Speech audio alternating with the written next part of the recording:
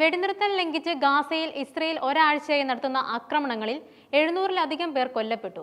സമാധാനം പുനഃസ്ഥാപിക്കുന്നതിനുള്ള ചർച്ചകളിലേക്ക് മടങ്ങുന്നതിനു പകരം കൂട്ടക്കൊലകളുടെ പാതയിൽ തുടരുമെന്ന സൂചനയാണ് ഇസ്രയേൽ നൽകുന്നത്. ഗാസയിലെ ആരോഗ്യ സംവിധാനങ്ങളെ ലക്ഷ്യമിട്ടാണ് പ്രതിരോധ സേന ആക്രമണം നടക്കുന്നത്. യുദ്ധക്കെടുതി നിറഞ്ഞ പ്രദേശത്തെ ഏക ക്യാൻസർ ആരോഗ്യ കേന്ദ്രമായ തുർക്കിഷ് പലസ്തീൻ ഫ്രണ്ട്ഷിപ്പ് ആശുപത്രി ഇസ്രയേൽ തകർത്തു. തുർക്കി നിർമ്മിച്ചതും ഗാസയിലെ പ്രാദേശിക അധികാരികളുടെ നിയന്ത്രണത്തിലുമാണ് ആശുപത്രി പ്രവർത്തിക്കുന്നത്.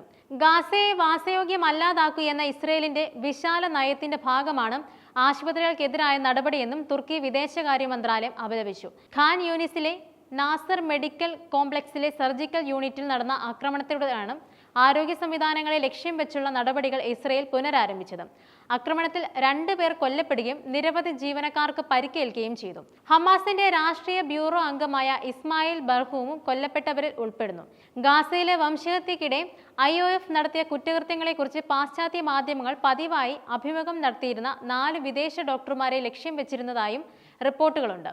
മാധ്യമപ്രവർത്തകർക്കെതിരായ ആസൂത്രിത ആക്രമണവും ഇസ്രയേൽ പുനരാരംഭിച്ചിട്ടുണ്ട്. തിങ്കളാഴ്ച 1 മണിക്കൂറിനുള്ളിൽ 2 വ്യത്യസ്ത ആക്രമണങ്ങളിലായി 2 പലസ്തീൻ മാധ്യമപ്രവർത്തകർ കൊല്ലപ്പെട്ടു.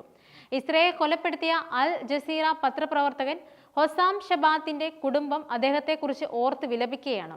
ഗാസയിൽ എന്താണ് സംഭവിക്കുന്നതെന്ന് ലോകം അറിയുന്നതിനായി സ്വയം ത്യാഗം ചെയ്ത ഒരു രക്തസാക്ഷി എന്ന നിലയിൽ തന്റെ 23 വയസ്സുള്ള മകനെ ഇസ്രയേൽ കൊന്നു എന്ന വാർത്ത ഇപ്പോഴും ഉൾക്കൊള്ളാൻ കഴിയാതെ അവൾ കരയുകയാണ്.